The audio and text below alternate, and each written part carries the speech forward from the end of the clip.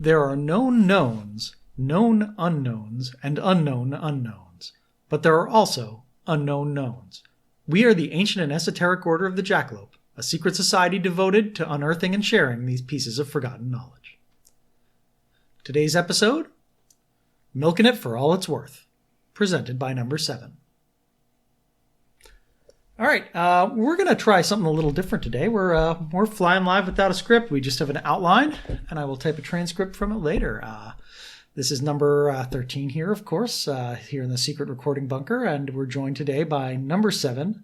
Hello! And we are going to start talking about a subject that's near and dear to her heart, the, what do you want to call them? We'll call them the grand sauces. The grand sauces. And what are the grand sauces?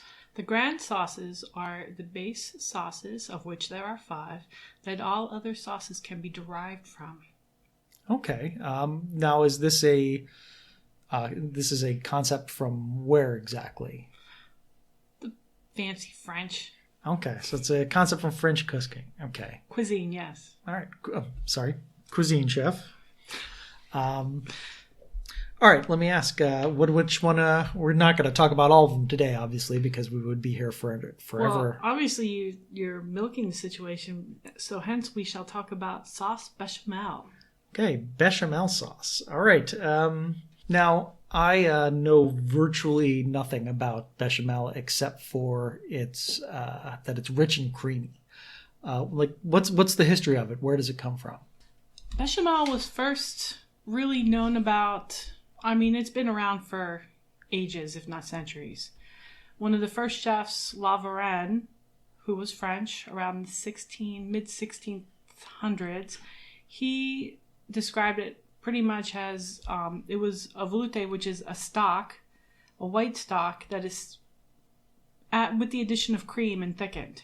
Now, what's a white stock? Is that made from? It's made from meats that are like poultry or pork, basically white meats. You can also have fish stock used in a velouté. Okay, so not beef, not veal, not beef.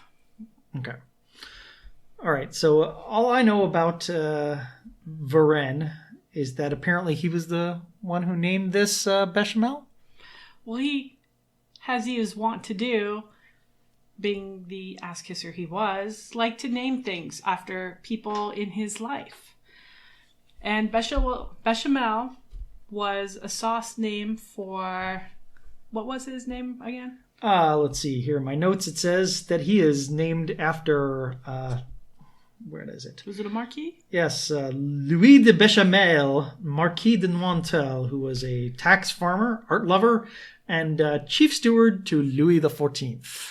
Yeah, so as any smart chef at that time in life would have kissed the ass of somebody who had influence in court. Yes, I actually have a great quote here from apparently Bechamel's contemporary, the Duc d'Écar.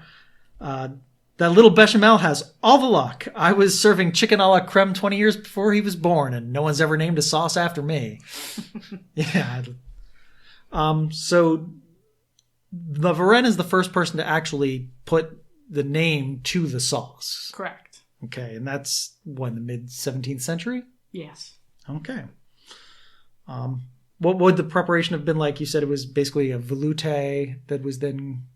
They have a very, very, very detailed, time-consuming preparation for their veloutés or stocks. And with the addition of spices and herbs, and Varenne was probably very frugal and tried to switch it up by using more local products instead of getting, because back then they were getting, the Marco Polo, all the herbs and spices and everything from far away places. So instead of spending all that expensive money, I'm so sorry, expensive money. Hey. We have a whole episode about expensive money if you want to listen to the first episode of season 2, Cold Hard Cash, which is about the rhinestones of Yap. It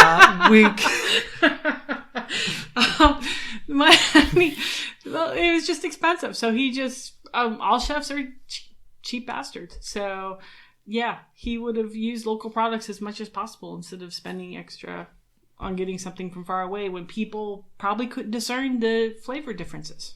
And since we're talking the late 17th, early 18th century, well, I'm assuming this is the, well, not I'm assuming, this is the point in time where France is at the peak of her imperial powers.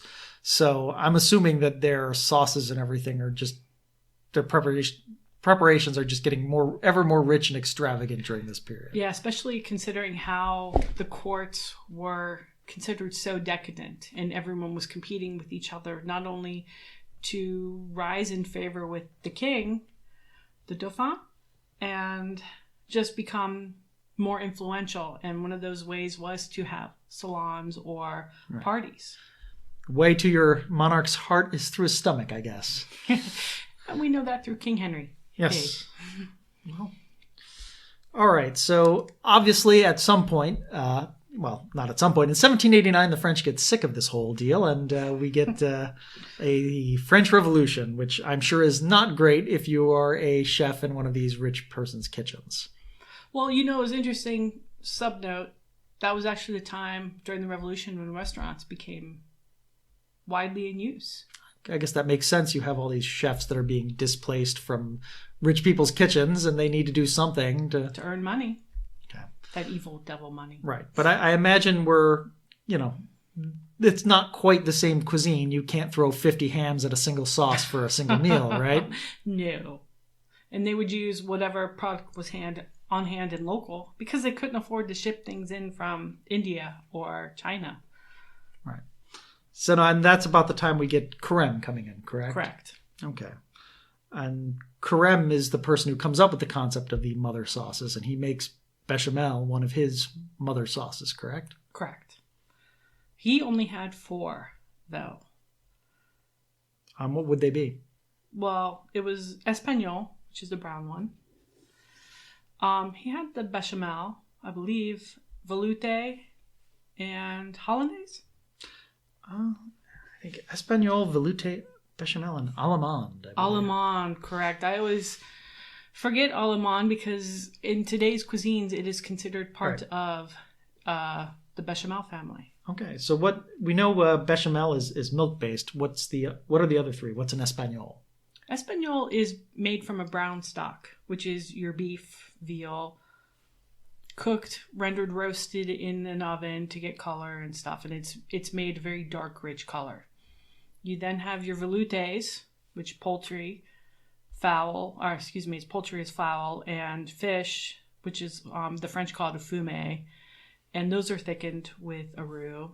You have also tomato sauce, which is pretty much a vegetable based sauce, and hollandaise, which is the egg based sauce. All right. Okay. So let's talk about our modern roux recipe, which I guess not roux. Let's talk about our modern bechamel recipe, and that comes from Escoffier, as you mentioned earlier. Mm-hmm. Okay. And from my understanding, it's literally just mix some milk with a white roux. Correct. The white roux is basically just equal parts butter and flour, cooked over a medium flame, maybe less, depending on how attentive you are. Just very lightly, just enough to get the flour, like developing the proteins in it, I guess, to heat them up. Some chemical equation. I'm sorry, I'm not Harold McGee. I don't know the science. Oh, well, Harold McGee himself basically says you are breaking down the starches to remove the insoluble gluten fibers from the other starches so that they can bond with the milk. There we go. From the mouth. From the mouth of McGee. Mouth of McGee. Yeah, and from that stage, you take a warm milk and you add the roux, and that ends up thickening it. You do that until it comes to a boil. The difference between, let's say, Escoffier and Carême's versions is that they talk about straining, not necessarily straining, but skimming. With the way our society's foods have been refined and there's less impurities in them now, you'll find that that's less of a worry. these days. And I imagine Carême's also has much more ingredients in terms of the roasted vegetables and the meat products that would need to be skimmed out after you cook it as well, correct? Well, I don't know exactly what they did then, only what is written. The one thing about a lot of those old recipes is that in the books, they will give ingredients and say, stir, but they don't give further directions. They don't say you need to strain this or you need to do this amount or that amount, because it was just like a dash of this, but you don't know if a dash... I mean, standardizations didn't really start happening until the time of Escoffier. I know I've seen a bunch of these old cookbooks and they don't even bother to list, in quantities of ingredients. They don't even tell you whether it's a tablespoon. They just say, add nutmeg, and you're expected to know how much nutmeg that is. Oh, what drives me crazy is my great uncle was an executive chef, and I have inherited his book of recipes. All it lists is the ingredients. Oh, so no procedure at all. See, I'm anal. That's my nightmare, is being forced to go into a recipe without having anything at all. But they expected you to know procedures for everything. Okay, so now we've got our bechamel sauce, which is milk tossed with flour and a little butter, and that's equal parts flour and butter. Equal parts flour and butter. I'm going to have to say I think Harold McGee says that it has a pleasantly neutral flavor, but that also sounds pretty bland to me. So I imagine the real fun here comes in making the derivative sauces, the child sauces. I beg to differ. Okay. I think that the mother sauce, as it's known, as well as the grand, that this sauce it can be very neutral, but considering that it also has salt, pepper, and nutmeg, white pepper, not black pepper. So it does have a flavor. It is very cream, but it does have hints of otherness. Okay. To say that weirdly. It is the most popular sauce. Use of this sauce is in lasagna. Oh. I guess I really didn't think of it that way. Well, it is traditional. Pasta sheets, the bechamel, and tomato. And that's it. And the tomato mixed with the bechamel makes this almost what we consider now a vodka sauce in a way. So that is, it's subtle, but the addition of the other sauces really helps define. And I guess being neutral makes it and flavor makes it adaptable, I guess. Well, that's the consideration of all of the sauces, the main sauces. What are some of the other sauces you would make from a bechamel base? The most popular one would probably be the Mornay, which is what we use for fettuccine alfredo, mac and cheese. Nacho cheese sauce is a type of a Mornay sauce, just different types of cheese. So I'm assuming we just add cheese to our bechamel until it gets to the right and spices to our bechamel until it gets the right consistency to make a Mornay? Correct. There are, like a fettuccine alfredo, the alfredo sauce is a specific types of cheeses as compared to like a mac and cheese, which a traditional Mornay is usually Swiss, maybe Parmesan added too, whereas the fettuccine alfredo is your meltier cheeses. Different cheeses. Parmesan seems to add the saltiness. You're not adding extra salt. So that's one reason why people like using Parmesan. It's interesting enough that there are plenty of Mornay sauces that also use blue cheese mixed with Parmesan and cheddars because it adds, I hate to say this, but the most recent edition of Doritos, their cheese powder has blue cheese in it. You can taste it if you know your cheeses. Weird. Is that the Cool Ranch, I'm assuming? No, this is the regular nacho cheese really? flavor. Yeah. Wow. It adds a depth to it that the old Doritos, because I can distinctly remember thinking about this when they did the changeover when I was in culinary school. Okay, I'll have to keep an eye out for that next time I order my tacos locos. What other sauces would you be able to make from bechamel? Well, there is a sous vide, which is pureed onions added to. Is that sous vide or sous vide? Sous vide. Yeah, it's my French sucks. Yeah. Sorry. There's also... I'm surprised they don't make you take 3 years of French in culinary school. I didn't go to the CIA, darling. That's... well, that's not even that long anyways. Yes. One of the other main sauces is the Nanuta, which is Nanuta, and it's a seafood addition to the Mornay. Really? Yes. Those are What kind of cuisine does that come from? Because that doesn't sound French to me. Yeah, I'm probably really horribly saying it incorrectly.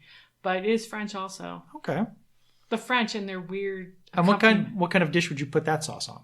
Well, you could definitely use it with various, not only sides, like in asparagus or other vegetables, but you could also use it with various seafoods just to enhance the flavor of the seafood themselves. Maybe if you have a flounder or a sole and you want to add shrimps, like I believe it adds a lot of shrimp to it. So you can add like a shrimp flavor to it and just enhance it a little bit. Oh. Some of the main uses of these bechamel is in casseroles. It's like the cream of soups that one soup company are all known for. Cream of mushroom, cream of chicken. Although it's a velouté base, it's still cream based too. So it almost harkens back to Carême, but that's what we make all the casseroles from. You have any other thoughts or observations about bechamel sauce you'd like to share with us before we call it a recording day? Don't be afraid to try to make it. It's really simple. You can use milk or cream, depending on the richness you want to go for. And if you get the roux a little dark, that's okay. It'll just add a little nuttiness to the flavor. But if you go all the way to brown roux, save it for your gumbo or a brown sauce. All right. Well, thank you. Thank you, Chef Number 7. We really appreciate that. You're quite welcome. We'll have some extra content here on our website. We'll have a recipe for bechamel sauce provided by Number 7, which, tried. When are you going to, now that we're trapped here in the secret recording bunker for the foreseeable future during this quarantine, when are you going to make me some bechamel sauce? Okay, you guys cannot see this on the radio. She is giving me the old double deuce. So let's call this a day. This episode was prepared by Dorothy White for the Ancient and Esoteric Order of the Jackalope podcast and was released under a Creative Commons Attribution Non-Commercial Share Alike 4.0 International License. All rights reserved. All wrongs reversed. You can find a transcript of this episode along with links and other show notes at our website at orderofthejackalope.com. That's orderofthejackalope.com with hyphens between the words because we moved too slow and the regular version without the hyphens was already taken. You can find us on various social media channels at orderjackalope.com. We're active there on Instagram, Twitter, and Tumblr. And we're available wherever fine podcasts are sold, or just listen to. If you like this episode, please share it with your friends or your enemies. We're not picky. Other than that, thank you and stay safe out there, everyone.